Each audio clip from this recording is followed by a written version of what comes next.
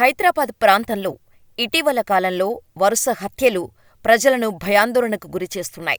2 వారాల క్రితం Narsingi police station పరిధిలోని పుప్పాలగూడలో ఉన్న దేవాలయం సమీపంలో జరిగిన హత్యలు సంచలనం సృష్టించాయి. గత 3 రోజుల క్రితం ఓ మాజీ ఆర్మీ జవాన్ తన భార్యను కిరాతకంగా హత్య చేసిన ఘటనలో మృతదేహాన్ని ముక్కలు చేసి వాటిని ప్రెషర్ కుక్కర్లో ఉడికించి పొడిగా మార్చి చెరువులో పడేశాడు. ఈ వరుస సంఘటనలతో నగరంలో భద్రతపై సందేహాలు వ్యక్తమవుతున్న టైంలో మేడ్చల్లో జరిగిన ఓ హత్య కేసు మరింత భయాందోళన కలిగిస్తోంది. మేడ్చల్ జిల్లా మునీరాబాద్ ఔటర్ రింగు రోడ్డుకు సమీపంలో నిర్మానుష్య ప్రదేశం. రింగు రోడ్డుపై నుంచి వాహనాలు వెళ్తుంటాయి. కానీ కింద మనుషుల సంచారం లేదు. అక్కడే ఓ వివాహిత డెడ్ బాడీని పోలీసులు కనుగొన్నారు. బండరాళ్లతో యువతిని కొట్టి చంపి ఆపై పెట్రోల్ పోసి తగలబెట్టారు దుండగులు. వివాహిత వయస్సు 25 సంవత్సరాలుగా ఉన్నట్టు తెలుస్తోంది. స్పాట్కు చేరుకున్న పోలీసులు వివరాలు సేకరిస్తున్నారు. డెడ్ బాడీ ఎవరిది? హంతకులు ఎవరు? ఈ దుశ్చర్యకు ఎందుకు పాల్పడి ఉంటారు? అనే కోణంలో విచారణ జరుపుతున్నారు. ఇది అత్యాచార ఘటనా, హత్య ఘటనా, లేదంటే రెండూనా?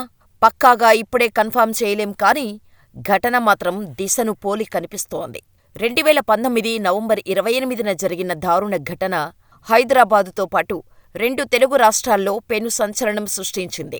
దిశ ఘటన అంటే చాలు అప్పుడు జరిగిన ఆ దారుణానికి సంబంధించిన దృశ్యాలు కళ్లముందు కదలాడుతుంటాయి.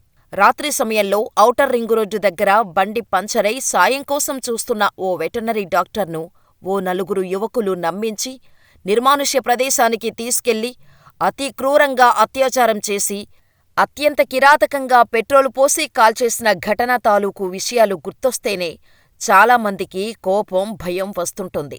కాగా అచ్చం ఆ దిశ ఘటన గుర్తు చేసేలా హైదరాబాదు శివారులో ఓ యువతి దారుణమైన హత్య ఇప్పుడు తెలుగు రాష్ట్రాలను వణికిస్తోంది.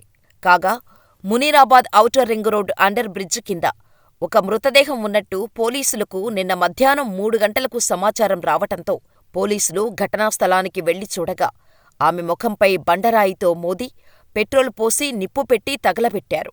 వయసు 25 నుండి 30 సంవత్సరాలు ఉంటుందని పోలీసులు చెబుతున్నారు. గుర్తుపట్టలేనంతగా దుండగులు శరీరాన్ని కాల్చేశారు.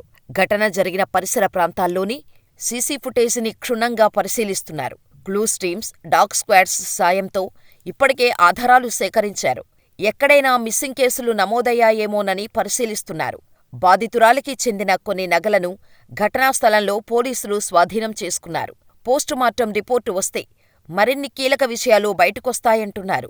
అయితే పోస్టుమార్టం రిపోర్టు వస్తే కానీ వివాహితపై అత్యాచారం జరిగిందో లేదో చెప్పలేమని పోలీసులు చెబుతున్నారు. మృతదేహం మీద ఉన్న ఆభరణాలు చూస్తుంటే కొత్తగా వివాహమైనట్టుగా తెలుస్తోందని చెబుతున్నారు. అయితే తెలిసిన వ్యక్తితోనే ఆ ప్రదేశానికి వచ్చిన యువతిని రాయితో తలపై బాది చంపేసినట్టుగా అనుమానిస్తున్నారు. చనిపోయిన తర్వాత కూడా యువతిని గుర్తుపట్టకుండా ఉండేందుకు రాయితో ముఖాన్ని ఛిద్రం చేసి ఆపై మృతదేహంపై పెట్రోలు పోసి తగలబెట్టినట్టు పోలీసులు ప్రాథమికంగా అంచనా వేస్తున్నారు. కాగా మృతురాలి చేతుల మీద 2 అబ్బాయిల పేర్లకు సంబంధించిన పచ్చబొట్లు ఉన్నాయి. కుడి చేతిపై శ్రీకాంత్ అని తెలుగులో, రోహిత్ అని ఇంగ్లీష్లో ఉంది. ఎడమ చేతికి నరేంద్ర అని ఇంగ్లీష్లో టాటూలు ఉన్నాయి. ఎత్తు 5.1. మల్టీ కలర్ చీర, జాకెట్ ధరించి ఉంది. 2 కాళ్లకు మెట్టెలు, 2 చేతులకు సింగిల్ గాజులు, కుడి చేతికి ఉంగరం, మెడలో నల్లపూసల దండతో పాటు రోల్డ్ గోల్డ్ ఆభరణాలు ధరించి ఉంది. అయితే మృతురాలు ఎవరు, అక్కడికి ఎలా వచ్చింది, ఎవరితో వచ్చింది అనే అంశాలు సర్వత్రా చర్చనీయాంశంగా మారాయి. పరిసర ప్రాంతాల్లోని సీసీ ఫుటేజీని పోలీసులు క్షుణ్ణంగా పరిశీలిస్తున్నారు.